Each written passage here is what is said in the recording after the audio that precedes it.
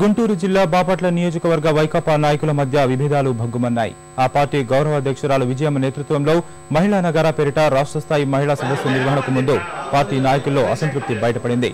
బాపట్ల నియోజకవర్గ parliamentary incharge Gopal Reddy ఎదుట అదే నియోజకవర్గానికి చెందిన బసవ పున్నారెడ్డి వర్గీయులు నిరసనకు దిగారు. తమకు ఏ కార్యక్రమానికి సంబంధించి కనీస సమాచారం ఉండడం లేదని, తమను పార్టీ నేతలు గుర్తించడం లేదని అసంతృప్తి వ్యక్తం చేశారు.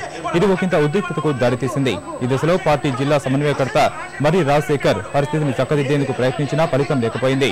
వైఎస్ దిష్టిబొమ్మ తగులబెట్టిన కోన రఘుపతికి పార్టీ నియోజకవర్గ సమన్వయకర్త పదవి ఇవ్వడం ఏంటని ఆగ్రహించారు.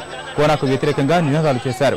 కొందరు మరి రాజశేఖర్ పైనే దూసుకురావడంతో ఆయన ఇంజనీరింగ్ కళాశాల అతిథి గృహంలోకి తన గదిలోకి వెళ్లిపోయి తలుపు వేసుకున్నారు. క్షమించండి, ప్రాణాన్ని పశ్చాత్తాపడతారు మీరు. రేపు పార్టీ కూడా అదే పలుకుతుంది చెప్తాను. నేను ఎందుకు సేవ చేయలేము. వచ్చినట్టు ఇవ్వండి.